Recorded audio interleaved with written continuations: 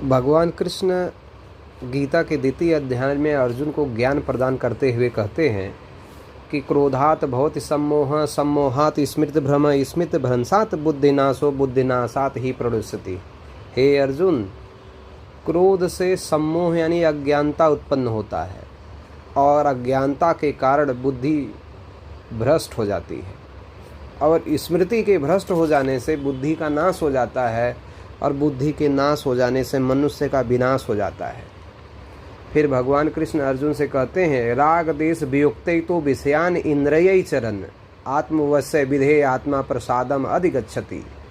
हे अर्जुन, परंतु अपने अधीन किए हुए अंतःकरण वाला जो साधक होता, अपने वश में की हुई, जो अपने वश में राग द्वेष से जो रहित हो जाता है, सभी इंद्रियों को जो विषयों में विचरण करने वाला, अपने अंतःकरण में जो प्रसन्न होता है, प्रसन्नता को प्राप्त होता है, जिसने अपने इंद्रियों को अपने वश में कर लिया है, जो राग देश से मुक्त है, वह व्यक्ति जो है अपने अंतःकरण में हमेशा प्रसन्नता को प्राप्त करता है। फिर भगवान कृष्ण अर्जुन से कहते हैं कि प्रसादे सर्व दुखानाम हानि अस्य उपजायते, प्रसन्न चेतस ही आसु बुद्धि पर्यवतिष्ठते। जब आदमी अंतःकरण में प्रसन्न होता है तो उसके संपूर्ण दुखों का नाश हो जाता है और प्रसन्न चित्त वाले ऐसे कर्मयोगी की बुद्धि शीघ्र ही सब तरफ से हट करके परमात्मा में भली भांति स्थिर हो जाती है। जब अंतःकरण में मन प्रसन्न हो जाता है तो उसका मन जो है परमात्मा की तरफ आकर्षित हो जाता है। फिर भगवान कृष्ण अर्जुन से कहते हैं, न अस्ति बुद्धि अयुक्तस्य न च अयुक्तस्य भावना न च अभावयतः शांति अशांतस्य कुतः सुखम।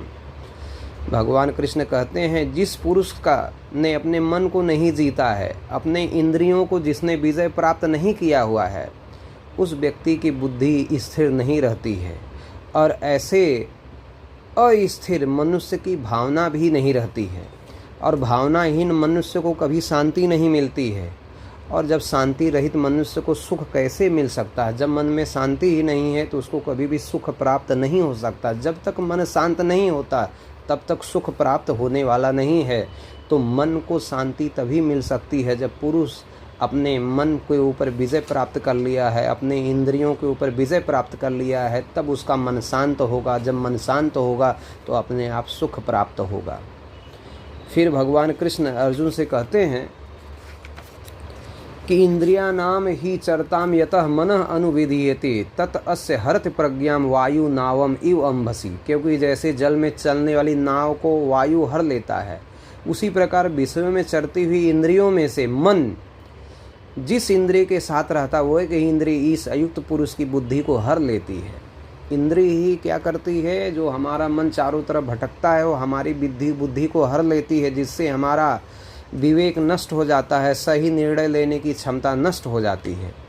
फिर भगवान कृष्ण अर्जुन को समझाते हुए कहते हैं कि तस्मात् यस्य महाभावो निगृहीतानि सर्वश इंद्रियाणि इंद्रियार्थेभ्यः तस्य प्रज्ञा प्रतिष्ठिता। इसलिए हे महाभाव, हे कुंती पुत्र अर्जुन, जिस पुरुष की इंद्रियां इंद्रियों के विषयों से सब प्रकार से निग्रह की हुई हैं, जिसने अपने सभी इंद्रियों को ऊपर विजय प्राप्त कर लिया है, उसकी ही बुद्धि स्थिर रहती है और वही सही विवेक से काम करता है, सही निर्णय लेता है और उसके जीवन में सुख शांति होती है।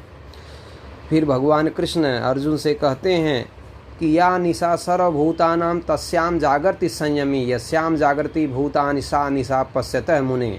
तो संपूर्ण प्राणियों के लिए जो रात्रि के समय उस समय जो योगी होता है उस ज्ञान स्वरूप परमानंद की प्राप्ति में जागता है। और सांसारिक और कुछ लोग जो संपूर्ण प्राणी सांसारिक सुख की प्राप्ति में जो लगे रहते हैं वह कभी भी स्थित प्रज्ञ नहीं होते, उनके मन में शांति नहीं होती है। लेकिन जो मुनि है, जो रात भर जागता है, परमात्मा के तत्व को जानने का प्रयास करता है, वह हमेशा संतुष्ट रहता है और हमेशा प्रसन्न रहता है।